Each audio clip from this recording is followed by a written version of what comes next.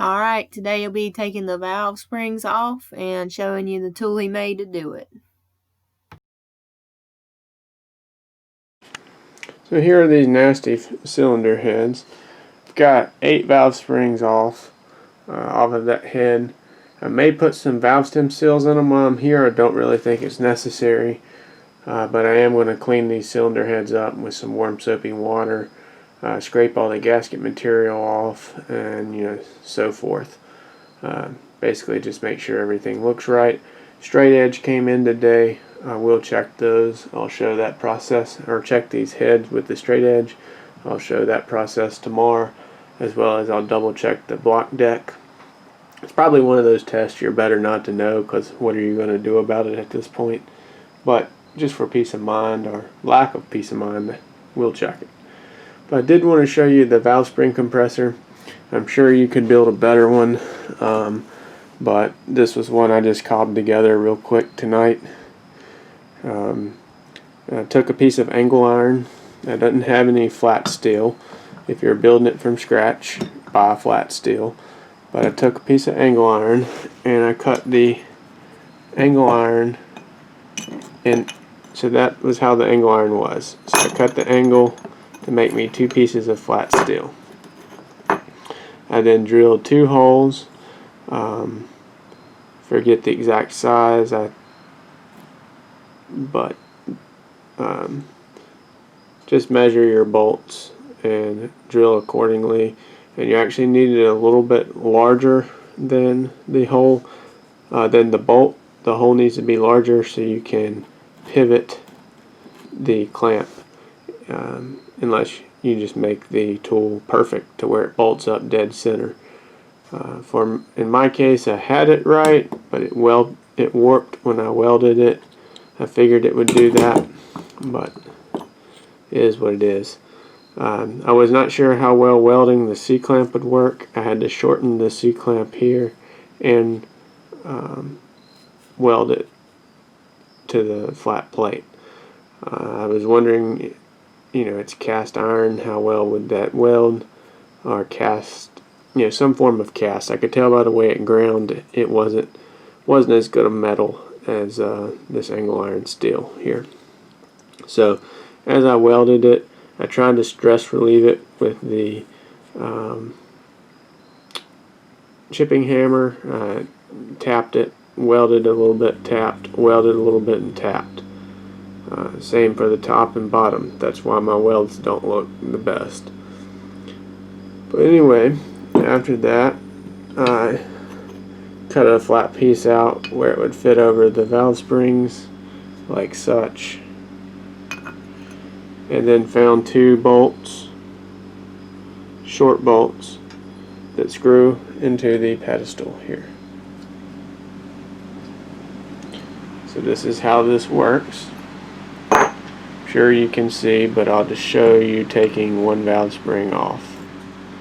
You can see I had to clearance the compressor here and the back corner here.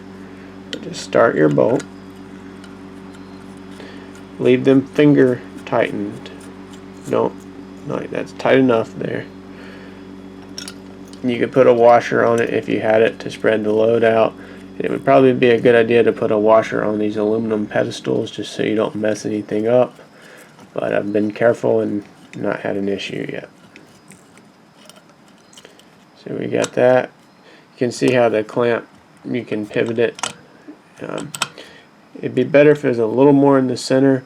I could elongate the holes a little more, but I'm kind of needing something to work tonight and don't have a ton of time. But so you lay that on there like that. Press the valve spring. It's worth noting, I tapped these. Don't tap them where the valves will hit the floor. You could bend something. I stood the head up on end and tapped them all to try to jar the keepers a little loose if they were stuck. But this is how this works. You just tighten the clamp down. You can see the valves are going down with the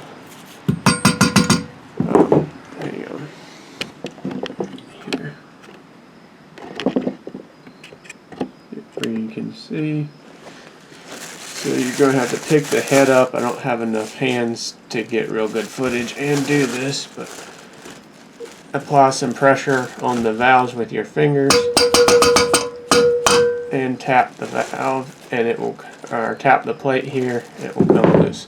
Be careful, as the keepers sometimes will jump out when doing this, like that one just did. So you kind of keep your eye open. Then take a magnet, get your keepers, put them in the magnetic tray.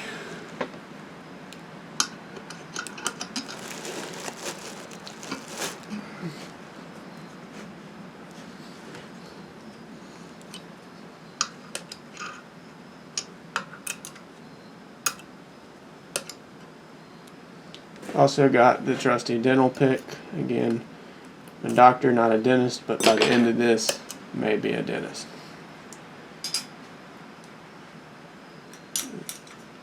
Put those over there, just release the clamp. Now if you weren't going to clean the head up, you could just take the plate off, put your replacement springs in, press it right back down, and you would move on along fairly quickly. But I'm just going to set these to the side, and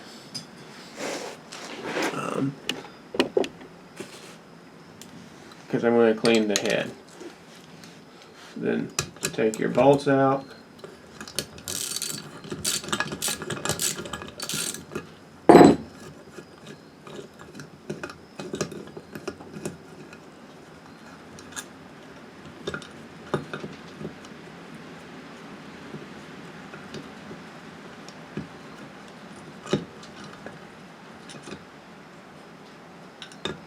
And on to the next one.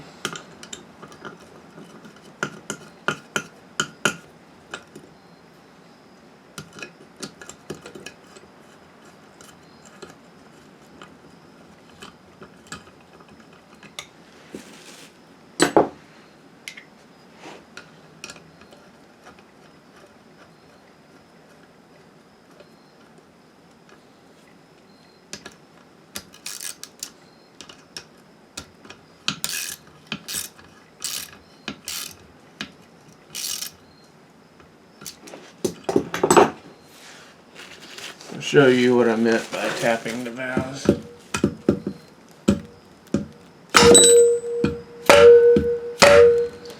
Obviously, I'm able to get a little better swing on that prior to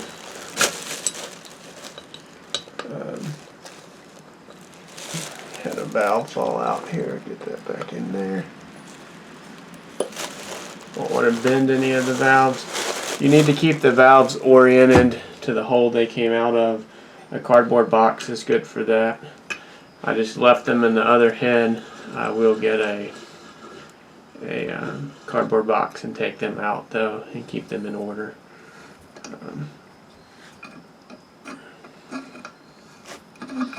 This compressor is probably not applying even pressure to, that's why the valves are going down a little bit, but nothing, that just a few little taps. Doesn't fix. You can see that it's pressing that spring a little more. It may slot the compressor holes where I can pivot that around to the center. But again, just pull out your keepers.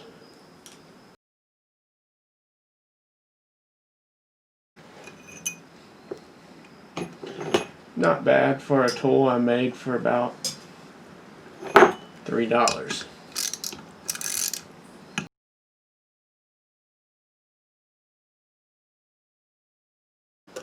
Valve is wanting to fall down in there, but there you go. Keepers off into the magnetic tray.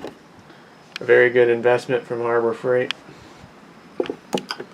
Then just release the.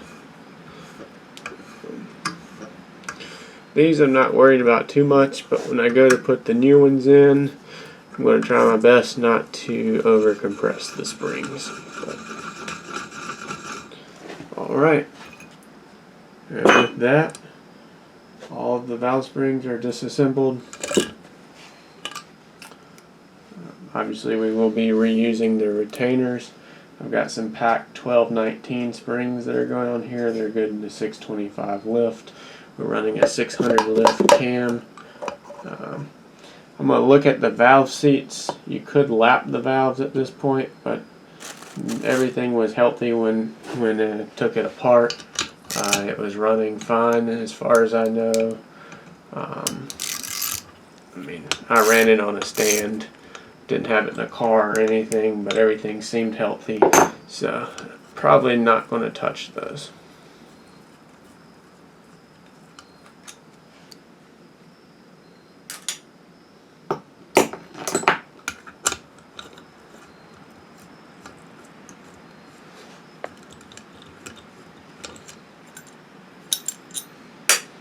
But that's it, guys. Just a simple DIY tool. Obviously you could clean it up. If you had a 3/4 inch drill bit, you could drill that. It's actually a little bit under 3/4 would be ideal. I just had to burn these holes out as I don't have a drill bit that big.